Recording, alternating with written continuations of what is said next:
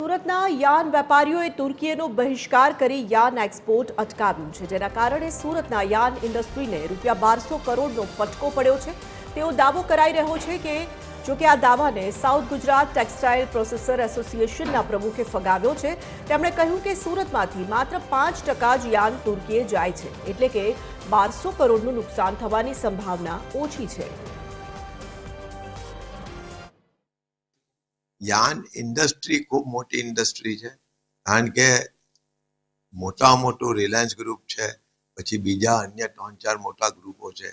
एटले हमना तो परिस्थिति एवी है कि आपने बहारथी इम्पोर्ट करवो होय यान तो पण आपने अत्यारे BIS ना स्टैंडर्ड में आसमे स्पेसिफिक परमिशन लईने इम्पोर्ट करवू पड़े छे। एटले कोई आटलो मोटो एमाउंट एक्सपोर्ट थतुं होय तो टोटल टेक्सटाइल नु पण गणिए आपने तो 5% आसपासनु एक्सपोर्ट है। हवे जो 5% एक्सपोर्ट में टोटल टेक्सटाइल नु वॉल्यूम तेमां तमे यान आवे, कापड़ आवे, टेक्निकल टेक्सटाइल आवे, घणी बधी वस्तुओ आवे, तो ए जे फिगर आव्यो छे फरीथी हूँ तमने कहूँ के आपने तुर्कीनो विरोध करीए जे बहु सारी वात छे, पण जे एमाउंट बतावेलो छे ने ए मने